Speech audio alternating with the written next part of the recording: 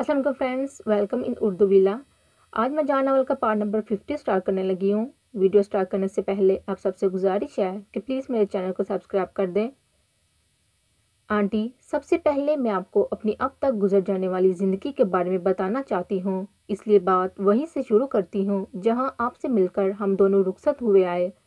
शादाब मुझे लेकर सीधे मैस में मिले हुए अपने कमरे में आए थे, जबकि मेरा ख्याल था वो इसी वक्त मुझे लेकर किसी अच्छे से होटल में जाएंगे, मगर ऐसा ना हुआ है। मैं उनके साथ कमरे में आई। शादाब ने दरवाज़ा खोला और बोले, मीना, तुम अंदर चलकर आराम करो, मैं एक ज़रूरी काम से जा रहा हूँ, दरवाज़ा अच्छी तरह बंद कर लेना। मैं पूछना चाहती थी कि इस वक्त अपनी दुल्हन से भी ज़्यादा ज़रूरी काम कौन सा है, लेकिन वो तो बात ख़त्म करते ही मुड़ गए थे। अगर खड़े भी रहते तो मैं उनसे ये पूछने की जुर्रत कर ही नहीं सकती थी। ये तो इसलिए कि वो मुझसे बड़े थे, दूसरा पहले ही दिन की दुल्हन मारे शर्म के कम ही बोलती है, जबकि अभी रोनमाई भी ना हुई हो। मैंने उनके हुक्म के मुताबिक कमरे में दाखिल होकर दरवाज़ा बंद किया और कमरे का जायज़ा लेने लगी। दरीची के करीब सिंगल बेड था। बेड से ज़रा हटकर दो कुर्सियां पड़ी हुई थी और कुछ दूसरी चीज़ें, लेकिन अकेले मर्द का कमरा होने के बावजूद सफाई और तरतीब ने मुझे बहुत मुसादत किया और मैं जूता उतार कर बेड पर लेट गई। नकाह होते ही शादाब जल्दी में मुझे लेकर चल पड़े थे।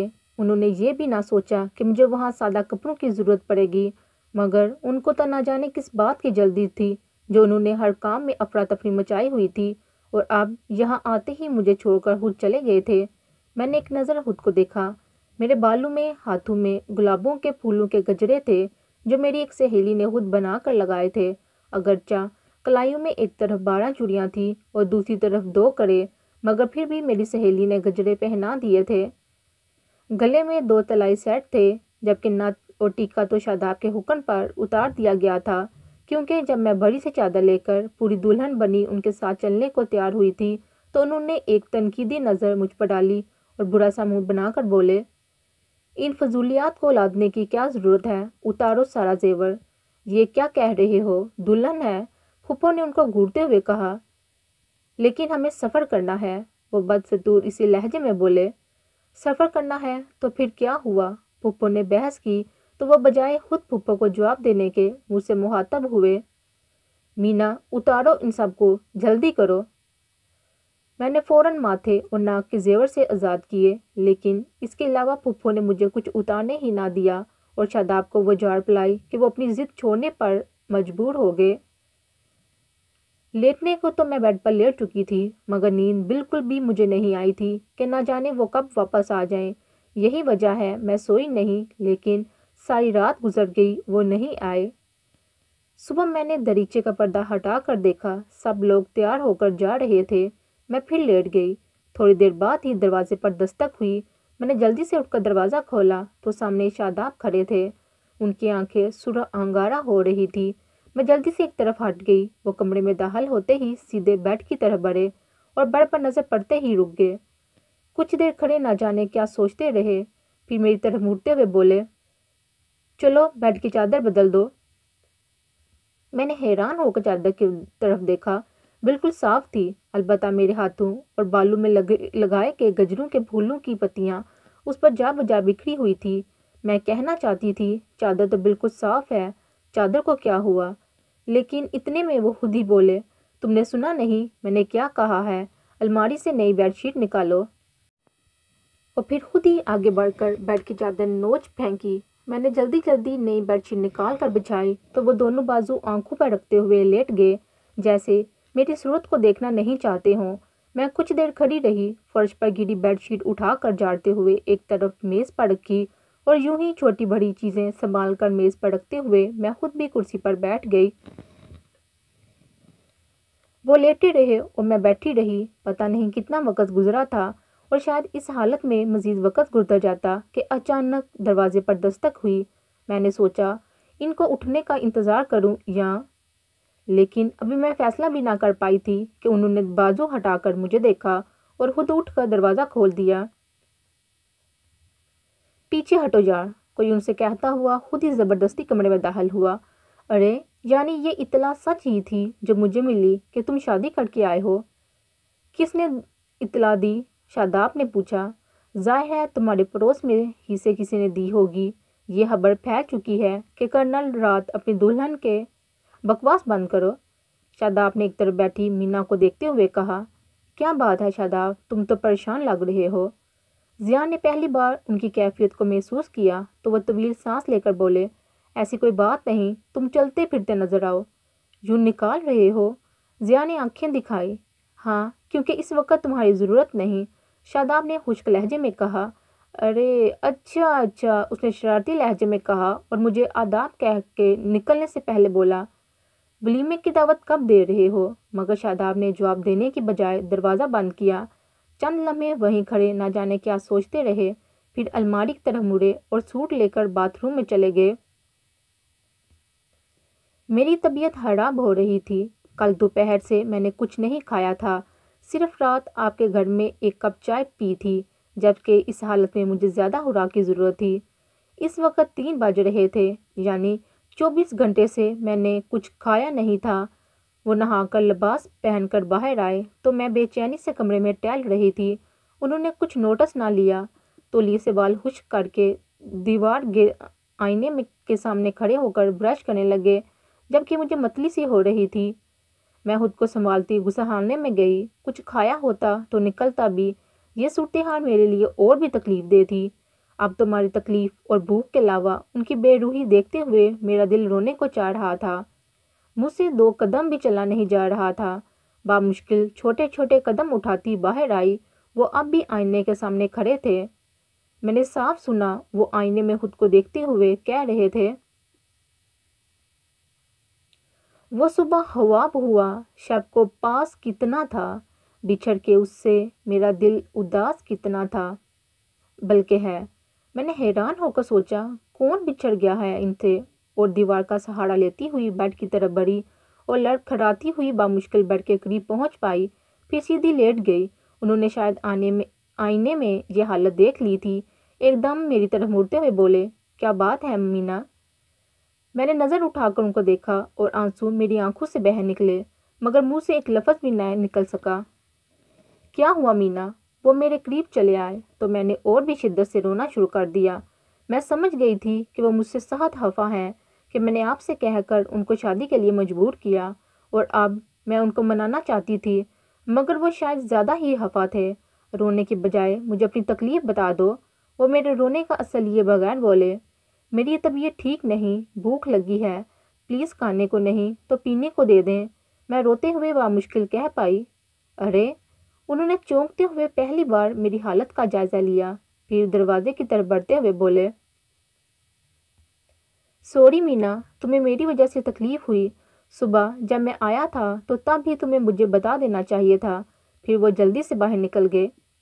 10 منٹ بعد ہی وہ ایک لڑکے کے ساتھ کمرے میں داخل ہوئے۔ لڑکے نے ٹرے اٹھا رکھا تھا۔ شاداب نے اس کو ٹرے میرے سامنے رکھنے کا کہہ کر جانے کا اشارہ کیا اور لڑکے کے باہر جاتے ہی بولے، چلو بھائی جلدی سے ناشتہ کر لو۔ میں نے ٹرے کو ہٹا کر دیکھا، سیب کا جوس تھا، سلائس، مکھن، جیم، ہاف فرائی انڈا اور نہ جانے کیا کچھ تھا۔ میں نے سب سے پہلے ایک گلاس جوس پیا، پھر سلائس جوس میں ڈبو کر کھانے لگی کہ انڈے سے نہ جانے کیوں ان دنوں مجھے نفرت ہو گئی تھی۔ شاداب میرے سامنے کرسی پر بیٹھے تھے۔ اچانک ان کی نظر مجھ پر پڑی اور مجھے جوس میں بھگو کر سلائس کھاتے دیکھ کر انہوں نے کہا، آملیٹ نہیں ہے کیا؟ آج کل مجھے انڈا اچھا نہیں لگتا۔ میں نے آہستہ سے کہا، کیوں؟ آج کل انڈے کو کیا ہوا؟ وہ پوچھ رہے تھے۔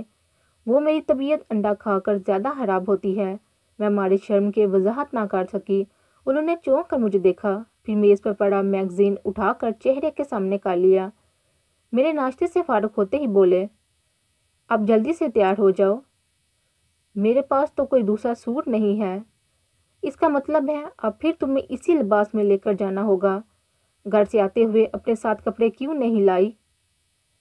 وہ کچھ خفا لہجے میں کہہ رہے تھے۔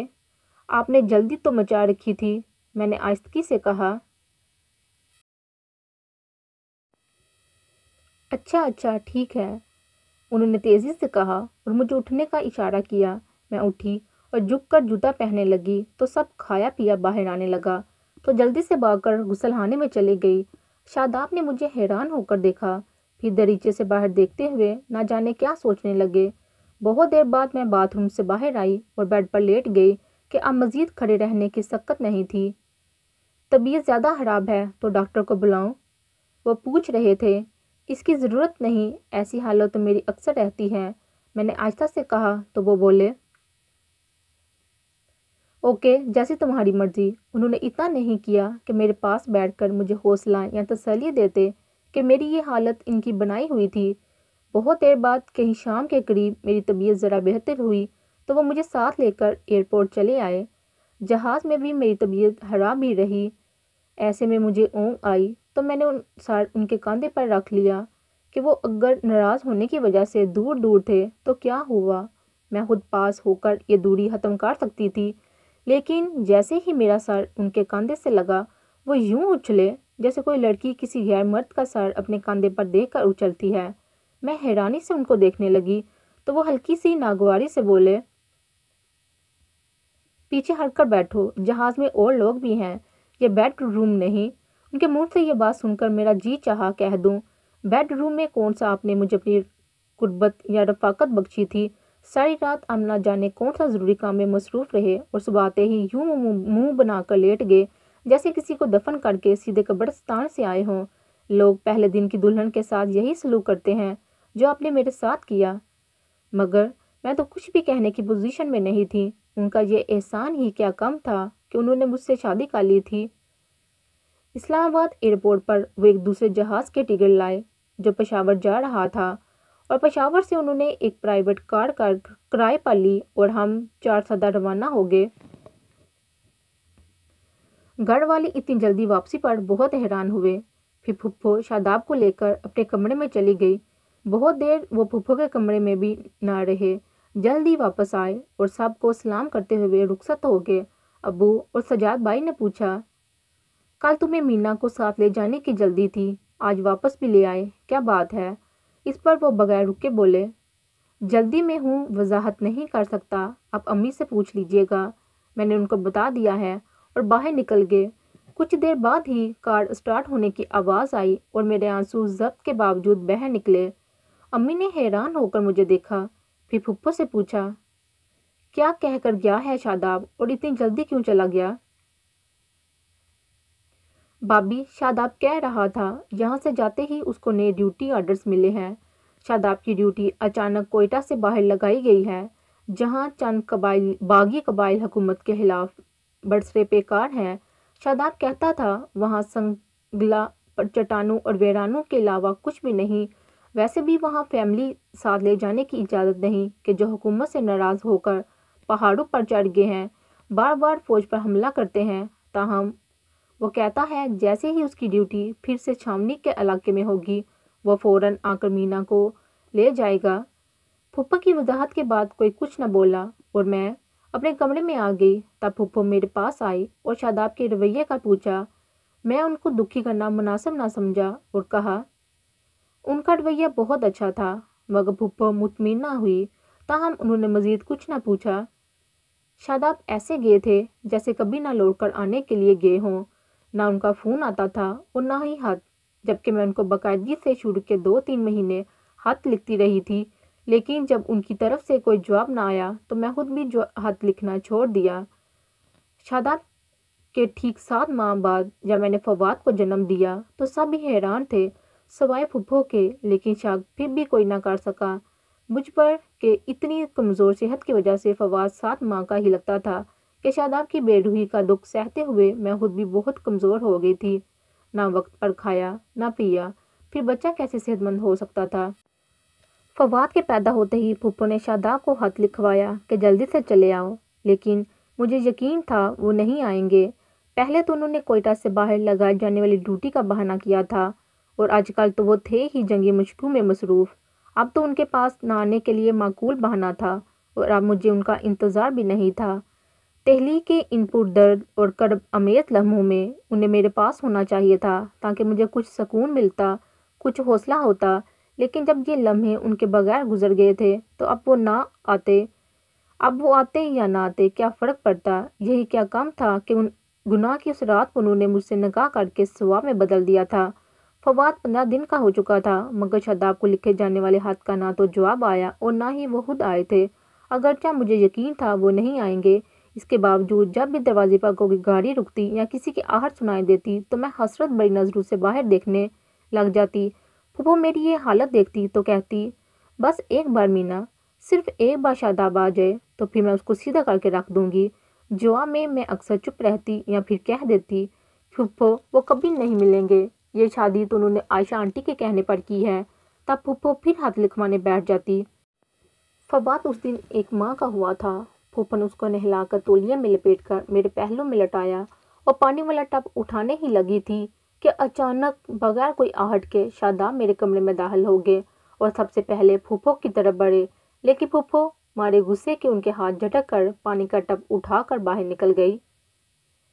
वो कुछ देर वहीं खड़े रहे, फिर मेरी तरफ मुड़े, कुछ देर मुझे देखते रहे, फिर मेरे पहलू में ले पड़े मुन्ने पर नजर पड़ते ही उनके चेहरे पर न जाने कैसी खुशी फैल गई। उनके होंठों पर मुस्कुराहट बिखर गई। उन्होंने झुककर फवाद को उठाया, कुछ देर उसके मासूम चेहरे को देखते रहे, फिर बेसाहता झुककर उसका मुंह चूमने लगे। मैं हैरत से उनको देखने लगी। अभी जो दीवानों की तरह फवाद को प्यार कर रहे थे और बहुत ज्यादा प्यार पाकर फवाद रोने लगा।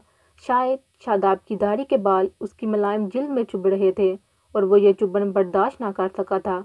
शादाब ने पहले तो उसको चुप करवाने की कोशिश की, फिर मेरे पहलू में लटा दिया। मैंने थपकी देकर उसको चुप करवाया तो शादाब मेरे बिस्तर के करीब रखी कुर्सी पर बैठ गए। फिर मेरा हाथ अपने हाथों में लेते हुए बोले, बहुत बहुत शुक्रिया मीना, इस कदर नायाब और कीमती तोहफा देने का। और इस लम्हे मैं 7 महीने की अजियत 7 सेकंड से भी पहले भूल कर मुस्कुरा दी कि उनका यह कहना ही मेरे लिए बहुत बड़ी बात थी। ताहम उसके साथ साथ मेरी आंखों में आंसू भी चमक रहे थे कि अचानक फूफो अंदर दाखिल हुई। शादाब मेरा हाथ छोड़कर उनको देखने लगे, फिर आहिस्ता से कहा, मुबारक हो अम्मी, आपको बहुत ख्वाहिश थी पोते की। हाँ थी मुझे पोते की ख्वाहिश, लेकिन अभी आने की क्या ज़रूरत थी। यहाँ हम जिंदा रहें या मर जाएं तुम्हें तो कोई परवाह नहीं। ना खत का जवाब ना फ़ोन पर मिलते हो। फवाद के पैदा होते ही मैंने तुम्हें खत लिखा था और तुम। फूफा गुस्से में थी। सॉरी अम्मी, जंगी मुश्कों में मसरूफ़ होने की वजह से डाक वक़्त पर मुझ तक ना पहुँच सकी। ये तो वापसी पर ही आपके दोनों हाथ एक साथ देखे और बहानेबाजी में तो तुम्हारा कोई सानी नहीं। तुम्हारे पास हर बात का जवाब होता है। पता नहीं मैंने ऐसा कौन सा गुनाह किया था जो तुम्हारी शक्ल में सज़ा मिली। ऐसी औलाद से बिल औलाद ही होती तो अच्छा था। औलाद पाकर मैं कौन सा सुख पा लिए। बे औलाद लोग अच्छे हैं, उनको सिर्फ औलाद ना होने का दुख है, और औलाद नाफरमान निकल आए तो औलाद वाले की जान अजाब में रहती है। मुझसे अच्छी ज़िंदगी तो आयशा बाजी की है, उनको सिर्फ एक दुख है, अपनों की बेरूही का। और तुम। वो एक ही सांस में बोलते हुए रुकी, घूर कर शादाब को देखा, फिर कहा, तुम्हारी वजह से मेरी ज़िंदगी और भी मुश्किल हो गई है। अगर खुदा ने मेरी किस्मत में सुख का एक लम्हा भी नहीं लिखा था तो मुझे पैदा ही क्यों किया, और अगर पैदा किया था तो मौत क्यों नहीं देता। मैं अब और ये ज़िंदगी जीना नहीं चाहती। अम्मी प्लीज़। शादाब ने उठकर उनको बाहों में ले लिया। पीछे हटो, अम्मी होती मैं तुम्हारी तो तुम्हें मेरी परेशानियों का एहसास होता, तुम पलट कर मेरी खबर लेते। प्लीज़ अम्मी, सिर्फ एक बार माफ़ कर दें, सिर्फ एक बार, वो कह रहे थे, लेकिन फुफ्फो चुप थी। तब मैंने आंखों ही आंखों में इल्तिजा की कि फुफ्फो बहुत हो चुकी, अब माफ़ कर दें। और फुफ्फो ने मेरे कहने पर शादाब को माफ़ कर दिया। फिर मेरे करीब कुर्सी पर बैठते हुए शादाब ने पूछा, अम्मी नाम क्या रखेंगे। नाम मैंने रख दिया है फवाद खान, फुफ्फो ने बताया। बहुत प्यारा है, हमाद लाला के बेटे जवाद खान के नाम से मिलता है। मिलता जुलता। इस वक्त हमाद का जिक्र कैसा, फुफ्फो ने थोड़ी नागवारी से कहा। अम्मी, हमाद लाला फवाद का ताया है और जवाद इसका कज़न। शादाब ने कहा। वो अभी कुछ कहना ही चाहती थी कि अम्मी, भाभी और सजाद भाई अंदर दाखिल हुए।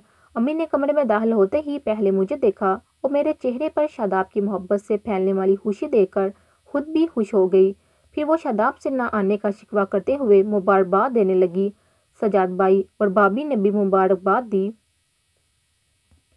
शादाब मुस्कुरा मुस्कुरा कर उन सब से मुबारकबाद वसूल करते रहे और साथ साथ अपने जल्दी न आने की वजाहत के जंगी मशकों में मसरूफ़ होने की वजह से वक़्त ना मिला और मैं मसरूर से पहलू में पड़े बच्चे को देखती और सोचती रही। लोग ठीक कहते हैं, औलाद माँ बाप के दरमियान एक मजबूत ताल्लुक़ की बुनियाद और अलामत बन जाती है। शादाब ज़बरदस्ती की इस शादी पर खफा थे। 7 महीने उन्होंने पलट कर खबर ना ली थी, लेकिन फवाद का सुनकर ना सिर्फ वो नाराज़गी भूल गए थे बल्कि खुश भी थे। बहुत देर सब हमारे कमरे में बैठे बातें करते रहे, फिर वो सब चले गए, जबकि पुप्पो और शादाब अब भी मेरे पास थे। लेकिन थोड़ी देर बाद खाने के लिए भाभी बुलाने आई तो शादाब मुझे देखते हुए उठ गए। रात शादाब मेरे कमरे में ही सोना चाहते थे, लेकिन पुप्पो ने कहा, यह बात मुनासिब नहीं, ये मीना का मेका है, तुम दूसरे कमरे में सो जाओ। अम्मी, फवाद। शादाब पता नहीं क्या कहना चाहते थे कि पुप्पो ने कहा, मीना और फवाद के पास मैं हूं ना। शादाब कुछ देर मेरे करीब खड़े फवाद को देखते रहे, फिर अपने कमरे में चले गए और मैंने सुकून से आंखें मूंद ली तो पुप्पो ने खफा लहजे में कहा, मीना, उसने तुम्हें बहुत सताया था, इतनी जल्दी माफ़ करने की क्या ज़रूरत थी, उसको माफ़ी तो मांगने देती थी। फूफा की बात सुनकर मैं चुप रही। हालांकि मैं कहना चाहती थी वो अपनी गलती को महसूस कर चुके हैं तो मैं क्यों उनको शर्मिंदा करूं। वैसे भी मुझे तो उनसे मोहब्बत थी। उनकी ज़्यादतियों के बावजूद मेरे दिल में उनके लिए सिर्फ शिकवा था, नफ़रत नहीं। और जब उन्होंने मेरा हाथ अपने हाथों में लेकर कहा, बहुत बहुत शुक्रिया मीना, इस नायाब और कीमती तोहफे का, तो बाकी क्या बचता था। मैं तो सिर्फ उनकी मोहब्बत चाहती थी और वो शायद अब मुझे मिलने वाली थी। फवाद एक माह का था जब वो आए थे, और अब जब फवाद 40 दिन का हो गया और मैं चिल्ला नहाई तो शादाब ने मुझसे कहा, मीना, सुबह हम लोग कोयटा चल रहे हैं, ज़रूरी तैयारी कर लेना, फिर वहाँ चल कर ना कहना कि मैंने जल्दी में। सुबह क्यों, अभी यहाँ रुक जाए ना चंद रोज़। मैंने उस हैरान से कहा कि मुझे अकेली से फवाद अभी संभाला ना जाता, कि वो भी बहुत कमज़ोर मरील सा बच्चा था। 10 छुट्टियाँ कर चुका हूँ, मज़ीद नहीं कर सकता। तुम्हें मेरे साथ जाने पर एतराज़ है तो बता दो। उन्होंने थोड़ी बेरुखी से कहा, नहीं नहीं, ऐसी कोई बात नहीं, लेकिन फवाद को मैं अकेली नहीं संभाल सकती। यहाँ तो पुप्पो हैं, मगर वहाँ। मैंने अपनी मजबूरी बताई। अम्मी हमारे साथ चलेंगी, शादाब ने कहा, फिर खुद ही चौंकते हुए बोले, लेकिन अभी तो घर मिलने में कुछ वक्त लगेगा और मैं इसके एक ही कमरे में। अच्छा है, मैं कोशिश करूँगा छावनी एरिया में नहीं तो सिविल एरिया में ही घर मिल जाए, फिर अम्मी को बुला लेंगे। लेकिन सुबह चलना ज़रूरी है। बाकी फवाद की तुम फिक्र ना करो, मैं खुद उसको संभाल लिया करूँगा, वैसे ही जैसे अम्मी संभालती हैं। उन्होंने सोए फवाद के गाल पर अपनी उंगली फेरी। इतने में फुप्पो अंदर आई। शादाब ने उनसे बात की तो वो बोली, फवाद छोटा और कमज़ोर है, तुम दोनों उसकी देखभाल नहीं कर सकोगे, अभी चंद रोज और रुक जाओ तो अच्छा है। अम्मी, मैं रुक नहीं सकता, आप इजाज़त दें। फवाद की फिक्र ना करें, मैं बहुत अच्छे तरीके से इसकी देखभाल खुद करूँगा। देखा मीना, अपने बेटे की जुदाई इसको गुवारा नहीं, जबकि मुझे मेरे बेटे से इसने हमेशा दूर रखा। फूफो ने मोहब्बत बड़ा शिकवा किया। माय डियर अम्मी जी, अब आप भी हमेशा अपने बेटे के साथ ही रहेंगी, फिक्र ना करें। शादाब ने मुस्कुरा कर कहा तो फूफो भी मुस्कुरा दी। फिर अम्मी से भी बात हुई। वो भी मेरे जाने के हक में नहीं थी, लेकिन शादाब की जिद देखकर सबको चुप होना पड़ा। यूं हम अगली सुबह रवाना हो गए। ज़हीर हमें पेशावर एयरपोर्ट पर छोड़कर गया था। वहां से जहाज़ में बैठने तक फवाद शादाब की गोद में रहा, और जब हम जहाज़ में अपनी सीटों पर बैठ गए तब मैंने फवाद को उनसे ले लिया। इस्लामाबाद एयरपोर्ट पर जहाज़ रुकते ही उन्होंने फवाद को फिर खुद उठा लिया और कोयटा की फ़्लाइट चलने तक फवाद उनकी गोद में ही रहा। लेकिन जहाज़ में बैठते ही जब मैंने फवाद को गोद में लिया तो उसने थोड़ी देर बाद ही रोना शुरू कर दिया। शादाब ने उसको मुझसे लिया और खड़े होकर बहलाने लगे, मगर फवाद चुप ना हुआ। शादाब ने उसको बहलाने की बहुत कोशिशें की, मगर जब वो चुप ना होने पर आया तो मेरी गोद में डालते हुए बोले, ये रो क्यों रहा है, चुप क्यों नहीं होता। भूख लगी है इसको, मैंने फवाद को प्यार से चुप करवाने की कोशिश करते हुए कहा। भूख लगी है तो जल्दी से दूध दो। वो बगैर कुछ सोचे समझे मेरे करीब अपनी सीट पर बैठते हुए बोले, यहाँ कैसे फीड कराऊं, मैंने आहिस्ता से कहा।